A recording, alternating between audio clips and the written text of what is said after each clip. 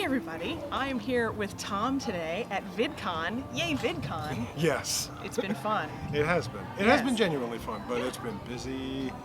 Oh my gosh, VidCon.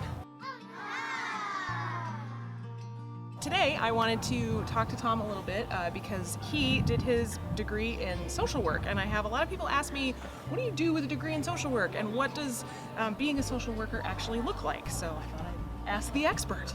Social work has the benefit of being a very versatile degree. Right. It can apply to many different things in the helping fields. What it was for me was it was the fastest path between where I was and where I wanted to be. I was a paraprofessional, I wanted to be a therapist. I got into the field, started working as a therapist, got a very intense community mental health based clinic therapy job, got firsthand experience with the intensity of doing therapy 40 hours a week. It is a lot. It was probably not the right job right out of my grad program. I feel like that happens a lot, where people will get out of their program and they land in a job that's like, that's really difficult.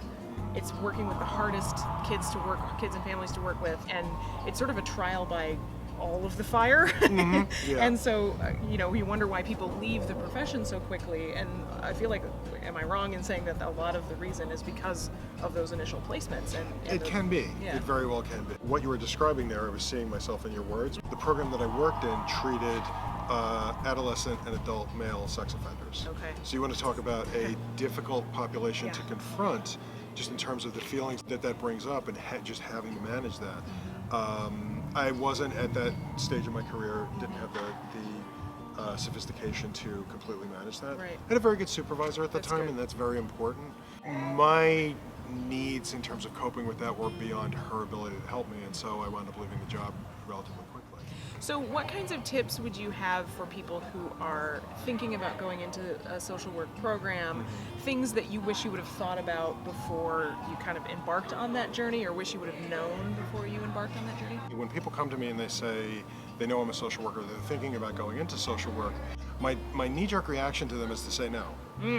And that usually leads to, what? Why? Why? I would have a conversation with that person about what it is they actually want to get out of the field. If the answer is something vague and uplifting, like I want to work with kids, drill down on that a little bit more. What is it you want to do, and why do you want to do it? To see if there are any what are sometimes referred to as paraprofessional or sub-master's level positions that they could get into that would give them some hands-on experience, some real-world experience with it, so that they can get a real sense of the day-to-day mechanics that can be a real grind. If it's more macro level, I want to work with charities that are helping children all around the world to make sure that they're not dying in poverty.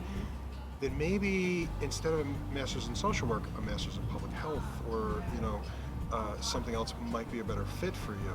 Well, and it seems to me that a lot of people go into social work with really great intentions, right? Wanting to help people, wanting to change the world and do all of those kinds of things. But the reality, it seems like, is a little bit different than that. It can be, depending on the situation and what you're dealing with, it can be significantly different than that. And there are all the constraints that even going through a social work program that you don't necessarily, even with internships, you may not fully experience the limitations that agency rules may put on you. They all have their own very complex needs, legal ramifications, all of those kinds of things, and you can very easily find yourself in a situation where you feel as I was going to say young, but let's say new and somewhat idealistic social worker, like you're not only fighting systems out there that are against you, but your own agencies against you. Right.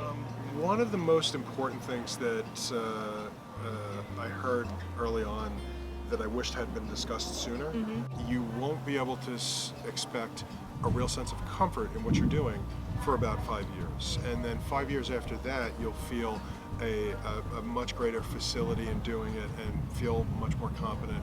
And 5 years after that is usually the point where people start to genuinely feel a sense of mastery over what they're doing.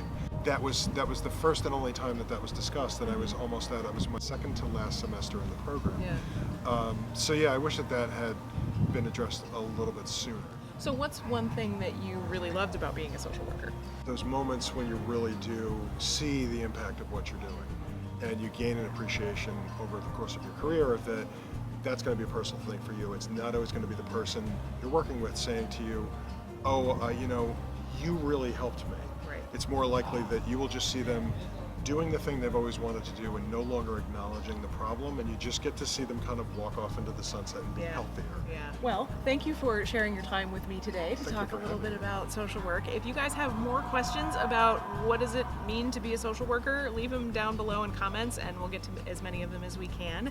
And as always, thanks for watching. If you liked this, give it a thumbs up and share it with people who you think might want to see it.